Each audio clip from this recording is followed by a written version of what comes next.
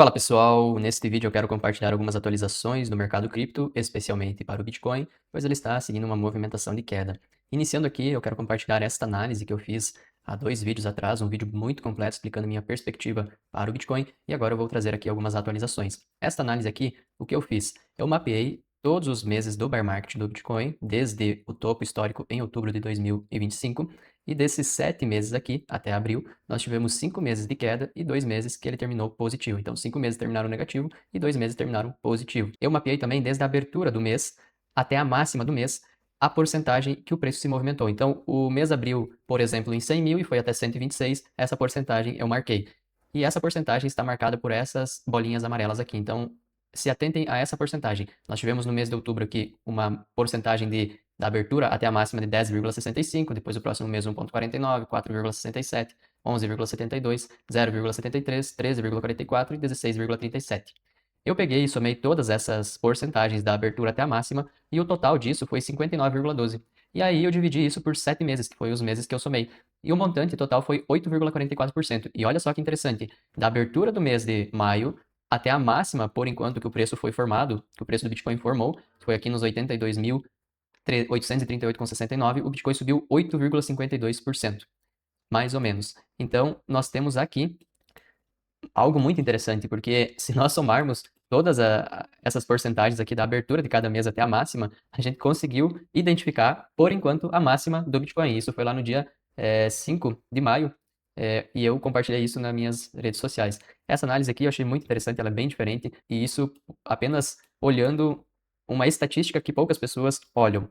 E por que eu me atentei a isso? Porque eu percebi que dos 5 meses em que o Bitcoin terminou em queda nesse bear market, todos eles ele primeiro fez uma movimentação de alta para depois terminar o mês em baixa. Então, iniciando por aí, eu pensei, olha, ele pode fazer inicialmente essa movimentação de alta, obviamente confluindo com outras análises, mas aí eu tive essa ideia de fazer a somatória de tudo isso e chegamos a essa conclusão. Então, por hora, a gente tem o topo formado nesses 8,52%, que é muito próximo a 8,44% dessa somatória, dessa análise que eu fiz. Olhando agora para uma outra análise, nós temos aqui a formação de um A, B, C, D e uma possível onda E, seguindo as ondas de Elliott, e nós temos a marcação desse canal de alta aqui, que tende a ser rompido para baixo, e realmente foi, e aqui da mesma maneira nós temos esse canal de alta aqui, que tende a ser rompido para baixo, e por hora ele está segurando no topo do canal, exatamente como foi aqui, aqui, aqui, e agora ele tocou lá. Quais são as possibilidades aqui? Nós temos essa linha sendo 0,61 de retração de Fibonacci dessa onda C, então que ele corrige até aqui, porém ele não tocou ainda lá.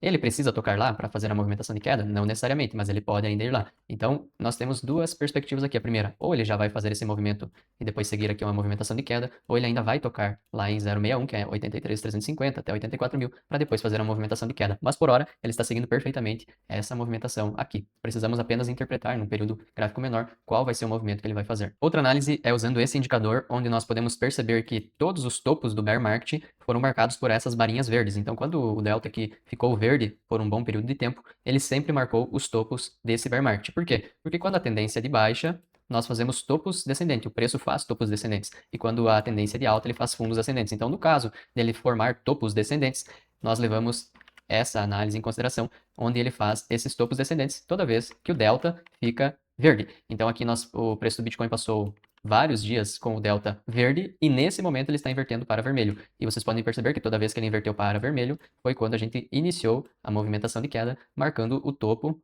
do mercado. Então olha aqui, ó, toda vez que ele iniciou essa movimentação vermelha aqui no delta, foi a formação do topo. Então a gente pode estar formando um topo agora porque ele acabou de virar uma varinha vermelha. Vamos ver se essa varinha vai sustentar vindo mais uma vermelha ou ela volta com uma movimentação verde aqui de alta. Uma outra análise muito simples aqui no Bitcoin, que eu já compartilhei também aqui no meu canal, é essa de suporte e resistência. Então, desde aqui esse topo de abril de 2021, o topo histórico de 2021, nós marcamos uma linha de tendência nos dois topos que depois serviu como resistência aqui na frente, suporte e agora serve como resistência. Então, todo mundo sabe, todo mundo que já está no mercado cripto, já estudou pelo menos a análise gráfica, vai saber que uma resistência que foi rompida, ela vira suporte. E depois o suporte que foi rompido vira resistência. É exatamente isso que a gente está vendo agora. A próxima região de suporte para o preço é essa região aqui, a região dos 55 mil até os 40, 50 mil dólares. Então, toda essa região aqui, ela serve como suporte para o preço. Uma outra análise que eu já comentei aqui no canal também é essa formação dos FVGs, onde nós tivemos uma movimentação de queda, fechando um FGV verde. Depois que ele fechou esse FGV verde, ele buscou fechar o primeiro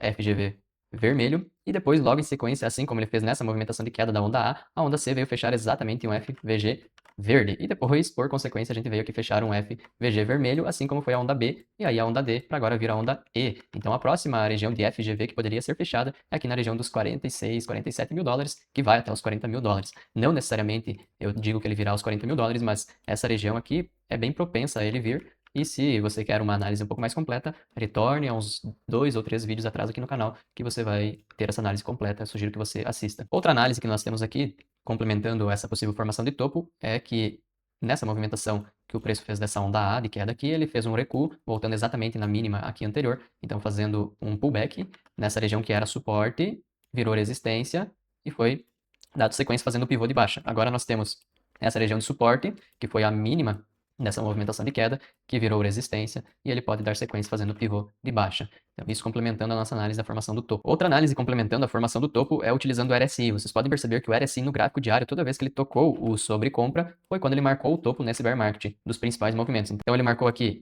o topo buscando o diário do RSI no sobrecompra, depois ele buscou o sobrevenda, marcando o fundo da onda A. Posterior para a onda B, de correção da onda A, ele marcou o topo com o RSI no sobrecompra. E na onda C, ele buscou o sobrevenda exatamente. Posterior a isso, agora, na onda D, ele tocou também o sobrecompra. E aí a gente pode esperar e acompanhar uma movimentação até o sobrevenda novamente. Então isso é mais uma análise complementando uma possível formação do topo local do Bitcoin para dar mais uma movimentação de queda, formando assim a onda E dessa movimentação ABCDE, onde todos os bear markets fazem essa movimentação. Se você não viu a minha explicação sobre isso, sugiro que você assista o vídeo que eu comentei anteriormente. E olhando agora para a dominância da ZT, ela fez uma onda 1, 2, 3, 4 e pode fazer a 5 agora. Quando ela corrigiu a onda 2 aqui, ela formou uma região de suporte e buscou, capturou liquidez abaixo, exatamente na acumulação dessa formação aqui da onda 1.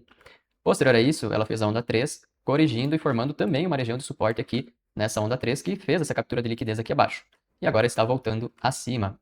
E essa captura de liquidez também foi exatamente nessa região. Podemos ver mais uma quedinha até essa região aqui, porque tem o 0,61 de retração de Fibonacci, que ela pode vir tocar aqui. Ela no gráfico diário já tocou, e em outros gráficos move um pouco, ela não tocou, mas poderia sim ocorrer um toque nessa região aqui. Acho menos provável agora porque ela já voltou acima dessa região de suporte. E quando ela voltou aqui acima dessa região de suporte, o preço seguiu fazendo a próxima onda de alta. Então aqui ela faria mais uma movimentação de alta, se tudo ocorrer como tem ocorrido até então. Neste caso aqui, o movimento é muito semelhante e a gente pode esperar uma movimentação de alta aqui até a região dos 9,588, que também, se a gente olhar para trás, é pouco acima dos topos anteriores, onde ela viria buscar a liquidez aqui, e aí depois iniciar uma movimentação de queda, que daí seria um bull market para o mercado cripto. Para quem não sabe, quando a dominância do SDT sobe, o mercado cripto, Bitcoin, Ethereum, enfim, tende a cair. E quando ela cai, o mercado cripto sobe. Essas são as minhas atualizações das posições mais longas dos gráficos e análises mais longas para o mercado cripto. Espero que você tenha entendido e gostado. Qualquer dúvida, deixe nos comentários. Se você quer que eu analise alguma moeda específica, alguma criptomoeda específica, você pode comentar. Compartilhe esse vídeo também para mais pessoas entenderem essa perspectiva do mercado, porque pode contribuir para o seu conhecimento, o seu entendimento e também as suas operações.